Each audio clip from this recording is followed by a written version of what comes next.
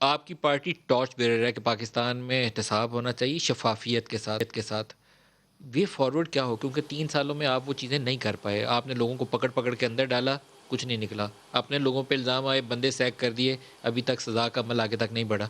کچھ تو طریقہ کار وضع کرنا پڑے گا کہ ساروں کو ایک ہی تکڑی میں تولیں اور سزا کا بھی ایک ہی پیمانہ ہو. علی محمد خان. میں 100% آپ کی اس بات کے ساتھ ہوں ندیم ملک صاحب. آپ کے پروگرام میں آپ نے تجویز دی ہے کہ پارلیمنٹری کمیٹی بنائیں یہ کرپشن کے خلاف، اور وہ اس پہ جو ہے امپارشل انویسٹیگیشن کے لیے سٹیپس لیں. میں اس سے پرنسپلی ڈس ایگری کرتا ہوں. اس کی ریزن یہ ہے کہ آپ دودھ کی رکھوالی پہ بلوں کو نہیں رکھوا سکتے. میری اس پہ کاؤنٹر تجویز ہے، لیکن وہ تب تک عمل پذیر نہیں ہوگی اگر دل سے یہ لوگ کرپشن کے خلاف اگر واقعی کچھ کرنا چاہتے ہیں. وہ یہ ہے کہ آپ ہمیشہ ایک نیوٹرل آربیٹر کے پاس جاتے ہیں، آپ ایک غیر جانبدار شخص کے پاس جاتے ہیں. جب بھی آپ کو اور ہمارا کوئی معاملہ ہوتا ہے، آپ جب جرگہ کرتے ہیں، پنچایت کرتے ہیں، تو آپ ایک ایسی شخصیت کے پاس یا ایسی جگہ جاتے ہیں جن کا ڈائریکٹلی سٹیکس نہیں ہوتے، کانفلکٹ آف انٹرسٹ نہیں ہوتا. اس کے لیے میری کاؤنٹر تجویز یہ ہے کہ بجائے اس کے کہ we make honourable Supreme Court of Pakistan dumping ground for all political issues, جو ان کا نہیں، ان کا کام آنریبل جج صاحبان کا، ان کو عام لوگوں کے مسائل حل کرنے دیں.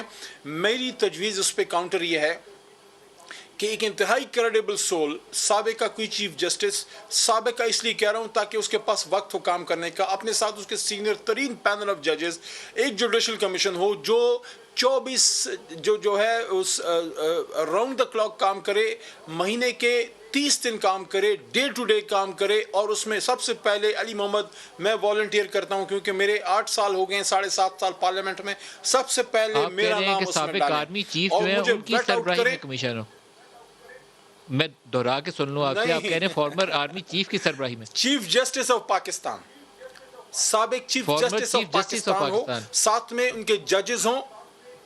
اور میری بات سنیں، سب سے پہلے میرا نام اس میں ڈالیں کیونکہ 7.5 سال ہو گئے. وہ ہو سکتا ہے میں نے بھی کوئی تسبیح وغیرہ ہاتھ میں رکھ کے تو کوئی تیر مار لیا اندر، اور اس کے بعد جو ہے میرے لیڈر کا نام میرے بعد ڈالیں، اور پھر کسی کو کوئی گلا نہ رہے. اور یہ 7 دن ہفتے میں کام کرے، 30 دن مہینے میں کام کرے، 365 دن سال کے کام کرے.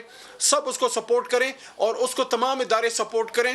اس کو سب سے امپورٹنٹ اسٹیٹ آرگنز سپورٹ کریں، ایف آئی اے سپورٹ کرے، آئی بی کرے، انٹیلیجنس کے ادارے ہمارے حساس کریں، وہ سارے کریں. اور پیچھے پولیٹیکل لیڈرشپ کھڑی ہو، پھر کوئی چیخے نہ، پھر کوئی یہ نہ کہے مجھے کیوں نکالا، اور یہ بھی کوئی نہ کہے کہ میری پاکستان سے بھارت کے اندر بھی کوئی پراپرٹی نہیں ہے. We should stand behind that. اور آپ لوگ بھی کھڑے ہوں، اور پھر جو بھی اس کا پھر آگے حل نکلے اس میں پھر لوگ جو ہے جب پکڑے جائیں ان کو سزائیں دی جائیں. تشکیل دے، اس کی ٹرمز آف ریفرنس کے اوپر ایگریمنٹ کرے. اس کے لیے بھی پارلیمنٹری کمیٹی چاہیے ہوگی. آپ لا کے تحت چلیں گے تو چیزیں قابل قبول ہوں گی. اپنی صلاحیتوں پہ اپنے آپ پہ بھروسہ رکھیں. علی کو، خرم صاحب کو اسی ہاؤس میں بیٹھ کے یہ فیصلہ کرنا ہے نا. تو اگر علی اور خرم صاحب اس پروگرام میں بول سکتے ہیں ملک صاحب دیکھیں، آپ وہ بات کر رہے ہیں جو نان سٹارٹر ہے. آپ نان سٹارٹر پہ بات کریں. آپ کیا سمجھتے ہیں کہ یہاں پہ یہ جو جماعتیں ہیں، یہ جو سیاسی جماعتیں ہیں، ان میں کوئی انٹرنل ڈیموکریسی ہے؟ اس میں کوئی اندر کوئی یہ لوگ بات کر سکتے ہیں؟ لیڈر پہ جب کرپشن کے کوئی چارجز ہوں، سیکنڈ ٹیئر لیڈرشپ پہ، تو تھرڈ ٹیئر لیڈرشپ بات کر سکتی ہے؟ میں یہ سمجھتا ہوں کہ آپ ان لوگوں کے ہاتھ میں جب اختیار دیں گے، اپنا احتساب کوئی کرتا ہے؟ کون ہے دنیا میں جو اپنا احتساب اپنے گلے میں کون پھندا ڈالتا ہے؟ اس لیے میں یہ کہہ رہا ہوں کہ صرف ایک نقطے پہ سب اکٹھے ہو جائیں، ایک نقطے پہ